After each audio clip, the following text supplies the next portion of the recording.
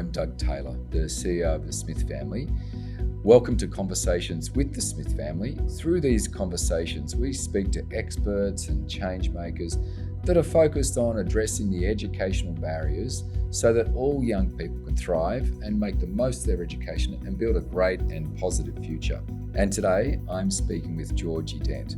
Georgie is a former lawyer and journalist, and today is the CEO of the Parenthood, an organisation representing 80,000 parents, carers and allies, all focused on paid parental leave, access to universal early childhood education and creating family-friendly workplaces.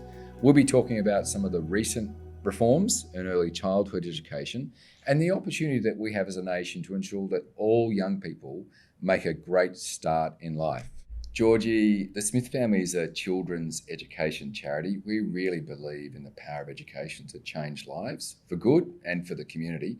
And we're always really interested in our guests' education journeys. Can you tell me what your most memorable education moment is? If you can reduce it to one, perhaps? I can reduce it to one, and I was reflecting on this. When I was in year 9, I had the most incredible history teacher, Mr. Gray, and he taught us over the course of a term how to write an essay. And it sounds so simple, but he just taught us this formula, and I honestly would say I still use that skill today. Really? And it was just one of those classes where you think, how many classes do you attend where you don't necessarily walk away remembering something? But what he taught me stuck with me, and I've used it so much. And obviously helped you in your career in journalism, perhaps, in just how to frame a story? I think in terms of, how to frame an argument and how to structure an argument, how to structure an essay. And I think that probably in almost every line of work, that skill set is valuable. Absolutely. Critical thinking, constructing a way of communicating and cutting through. That's terrific.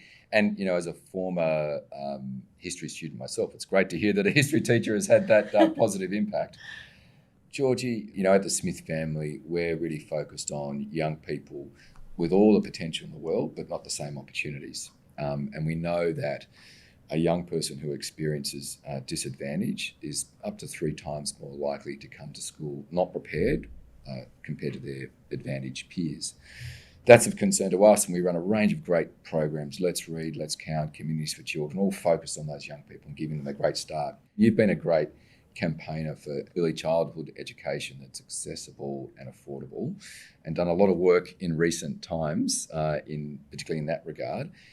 Tell us a bit about what you've seen internationally that you think is a blueprint, and we'll come to what's coming in Australia. But what have you seen that addresses that? And also this whole idea, if I can throw another thing in, of the childcare deserts, as it's described, which is perverse when we think about the children that need it most. But tell us a bit about what you've seen. Yeah, okay. So, look, what we know aligns with what you have just said, that if you look at the children who are least likely to participate in early education, it is children experiencing some form of disadvantage.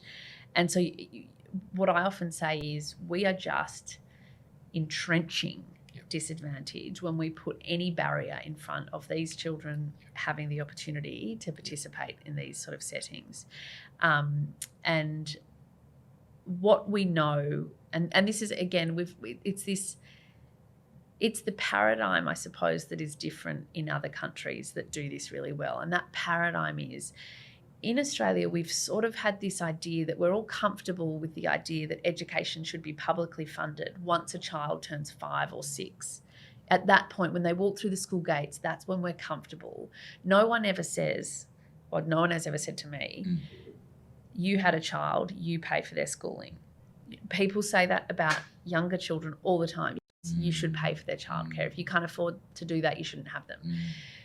What we know about brain development is what happens between 0 and 5 is so important. And if we don't get that right, then when that little person walks through the school gates, we've almost locked in a disadvantage. So children who participate in high quality early learning are half as likely to arrive at school behind. So we know getting those children to participate in early education and care will put them on a much more secure path to arrive at school ready to learn. But for a variety of reasons, children with disadvantage are less likely to have that opportunity. Now, one of them might be because there is a significant cost. It's also our childcare. The childcare subsidy is really complex. There's bureaucracy there. We know that is definitely a barrier for families. So we know there are financial barriers. We also know there are non-financial barriers. So things like language barriers, cultural barriers, the sheer complexity and madness of the bureaucracy of it. We also have a situation that because so much of the provision of early childhood education and care in Australia is through private for-profit operators, they're less likely to open in areas where parents can't pay higher fees. So that means you'll have wealthier suburbs in the cities that have got 15 services in a 2-kilometre radius, and then you'll have whole sections of the outer metropolitan area with no provision at all. And we know that there's 24% of Australia is described as a childcare desert, so that's where there's 3 or more children for every available position within a 20-minute drive. The childcare deserts are congregated mostly in regional, rural, remote areas, but they also exist in every single capital city, and they're in those outer suburban areas. And it's an economic picture. So where providers can't make money, they're less likely to set up. So the paradigm shift is actually saying, what if we treat early education in the same way that we treat schools, where we accept that it is good for every child who wants or needs to participate, there should be a position for them, in the same way we do for primary schools. And that's probably what other countries do far better. So it won't surprise you to know, like the Nordic countries, they have got incredibly well-funded, high-quality early childhood education and care services that are designed to help children thrive. And that is a slightly different starting point to what we've had here. We certainly do have high-quality early learning services where children absolutely do thrive. But the system did not have that as the starting point. Right, gotcha. And so we think about the recent developments, which are tremendous, and congratulations and thanks for your contribution and leadership. It's just incredibly exciting. So removing the activity test, the $1 billion commitment to looking at some of those deserts, give us a sense kind of proportionally of what kind of impact do you think that will have over time? And you probably modelled all that, I'm sure, but play it forward. If they're implemented as outlined, what could that look like in the future, particularly for the students and the young people that we focus on at the Smith family? Okay, so the activity test, which has been this eligibility system basically that determined whether or not a particular child is entitled to any form of subsidised care, and it has been linked to parents' activity, so their work, their study, their volunteering. And it was designed as a workforce incentive. So the idea was that if parents can't access a subsidy unless they're working, they'll work to get the subsidy. But in reality, it totally overlooked the logistical, like the practical side for parents, which is, and this is, the activity test was particularly punitive to single parents and single parents in casual employment. So already a cohort who are sort of less financially secure by virtue of their situations. You think about this, if you don't have a shift lined up, then you can't pay for the childcare session. But if you don't have a childcare session locked in, you can't take the shift. And so what we know is that, as many as 40,000 single parents have been effectively locked out of the workforce, and their children have been locked out of early education because of this activity test. And so its removal, which has been recommended by successive reports to government and has been advocated for, the Parenthood has absolutely been part of this advocacy, and I'm really proud to have played a small role in that. But it has been identified by so many experts, economists, child health, child development experts, social services, everyone has basically said this is terrible policy and the impact has been shocking.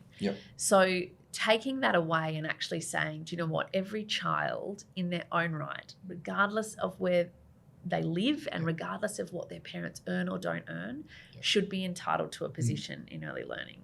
And that is, it's powerful because, you know, it's as many as 126,000 children a year who have been locked out of the system would now be able to participate. And that is huge for all of the reasons we've discussed. Yeah, absolutely. But what's also really powerful about that shift is it is that paradigm shift of moving away from thinking about childcare as some sort of welfare measure or middle-class welfare or something that parents are just rorting the system to access, and actually saying this is part of our education system. And, you know, when you enroll your child in the local public school, nobody says to you, how much money do you earn? Right. Do you work full time? Do you earn too much money? Do you earn not enough money? None of that's relevant because the entitlement to participate in education sits with the child. That to me is the most sort of profound aspect of that 3-day guarantee. No, it's really powerful, and it's kind of a salient lesson in the unintended consequences of policy. If you think about the activity test, done for reasons to try and get more participation in the workforce and the like, but obviously this really negative kind of impact. So really thinking fulsomely about policy and how it might play out. So, Georgie, just tell us how you reacted when you heard the news. You would have heard in advance, but what did that mean for you, given all the work you've done, the Thrive by 5 Coalition, all those partners? What did that mean for you? That's one question. And the second, what did you learn through that process around social change and advocacy? So I guess one of the things that us having our own children really illuminated for me, the structural barriers for families. And I will preface this bit with saying I know that I have got almost every privilege known to a human in Australia. I've got so much privilege. But we were really shocked by how difficult it was to get positions for our children in areas we lived. We don't have family that live in Sydney. Certainly at the beginning of our parenting journey 14 years ago, things like hiring a nanny even one day a week was completely outside the realm of possibility. So we needed decent childcare to be able to go to work. And we had so many sort of challenges, things like, you know, the only place we could get for our first daughter 4 days a week was here in the CBD. But my husband and I didn't work in the CBD. We each worked 20 minutes outside of the city. The only way we could get her in each day was on the bus because there was no parking. And so that's what our life was with a toddler, 4 mornings, 4 afternoons a week. And it cost us $165 a day. And this was 14 years ago. And I was living this thinking, we were spending more on childcare than we were spending on rent at the time.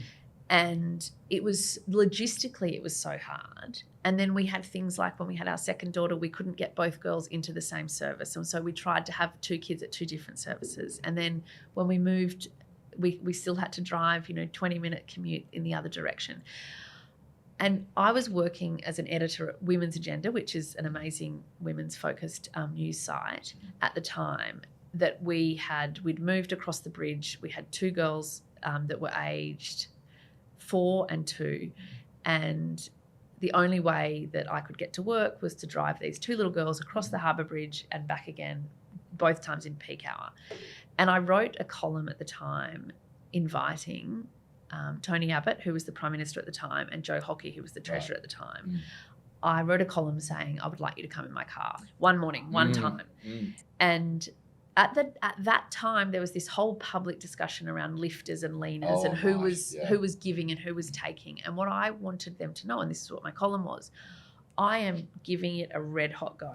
Okay, I want to participate. I'm not asking for a handout, but having to spend 7 months commuting 10 kilometres in the other direction because that's the only way you can get a childcare position.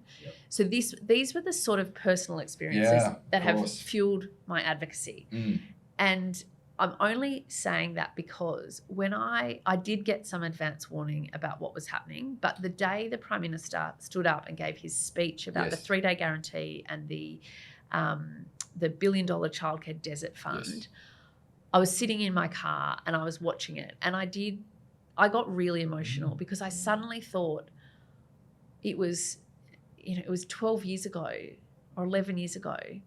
All I wanted was for someone in a position of power to take this issue seriously and actually understand how important it is. And he did, and he spoke about it, and he said, we know that this is not a luxury for families, it's essential. Yeah. And so in that moment, I did actually feel I was quite overwhelmed. Yeah, I can imagine. And I think my reflection is that progress is possible, but it does take patience. And there's no doubt, though, that the last couple of years of really coordinated advocacy on this issue have helped propel reform. Yeah. And that is really heartening to be a part of, because there are times when there'll be years and you won't make progress. And there has been progress over the last couple of years, and that is something that I don't take for granted. That's fantastic. And I think about your experiences there, Georgie, and equally ours at the Smith family. You know, we've been really supportive of the Better Fairer Schools Agreement, which is effectively landing the Gonski funding from over 12 years ago. I mean, 12 years of something that's needs-based funding, education funding for students that need it the most. There's great parallels here, but it takes so long, and patience and persistence. So, look, congratulations to you and all those other partners that you've worked with on this, which is tremendous. Of course, our work is never done. No. What's next for you and for the Parenthood on this kind of an agenda? Well, it's funny actually that you reference Gonski there, because if we're thinking about early childhood education and care, our goal ultimately at the Parenthood is for there to be a universal, high-quality early education and care system that everyone can participate in.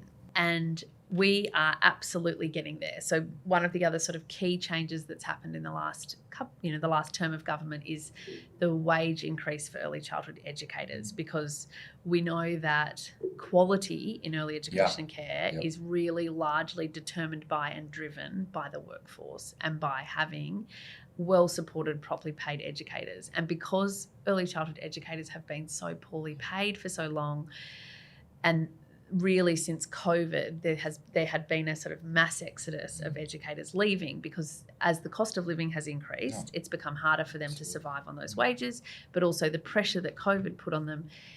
And so all of the reform dreams that we have, none of them can be achieved if we don't have a strong and sustainable workforce. So the pay rise for early educators is so important. And then, as I said, removing the activity test and creating that guarantee so we recognise children are entitled to participate in their own right. Yeah. The announcement that, services are going to be either built or expanded in areas of need. Again, it's all building towards our vision. Yeah.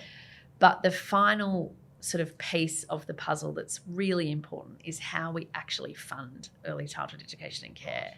And at the Parenthood, we have been campaigning for ultimately a version of needs-based funding. Yep, right. So, which is the reference to Gonski, and the Centre for Policy Development have done some amazing work on this. But we believe that early education and care should be free for low-income families. That was a recommendation of the Productivity Commission, and we absolutely support that. We believe there should be a fixed fee for parents, so whether it's $10 or $20 a day for everybody else. At the moment, providers are able to set their own fees. The childcare subsidy is designed in a way that means there is no, and the ACCC found this, there's no ability to constrain the out-of-pocket cost through the childcare subsidy. As I said before, the design of the subsidy is partly why we don't have provision of services in areas, like we don't have uniform provision, because if you can't make a profit there, you're less likely to set up. And we do also know that while in Australia we do have a high standard of quality in the vast majority of services, we absolutely do have in the current system regulatory gaps that mean there are operators who are in it for the wrong reasons, and that is to profit off children and compromise their wellbeing and safety in the process. So funding reform is a huge final piece of this puzzle. And I say the needs-based element is really important, because what we know is that not all services currently are set up to meet the legitimate needs of the communities they're supposed to serve. And so we hear from far too many families who've been told their child can't participate, whether they're told directly or indirectly excluded. But we know that at the moment, services are not funded adequately to meet the needs. Yes. And so ensuring that services are funded to deliver quality and inclusive quality is really important. And particularly as we know more about children and their needs and their complex needs, and so being able to tailor those appropriately to the cohort of young people is incredibly important. So our work is never done, and I can still hear the energy reaching a significant milestone. Great to stop and celebrate that, but you've clearly got much more passion for the work ahead, which is just wonderful, Georgie. But congratulations to you and your colleagues from where we are today, and for the work ahead. It's incredibly exciting, and I think also important to kind of reflect on children in the middle of this who have a voice that's not often heard, and so it does require those of us with power and responsibility to make efforts to understand their needs and represent them, and you've done that wonderfully with your colleagues. So thanks for your leadership, and thanks for joining us today on Conversations with the Smith Family. We really appreciate it. That is my pleasure, and thank you for all the incredible work that the Smith family does. I really appreciate the opportunity to come and talk about the work that we're doing at the Parenthood. Thanks, Georgie. Thank you for joining us for Conversations with the Smith Family. If you'd like to learn more about these conversations or the Smith family, go to thesmithfamily.com.au.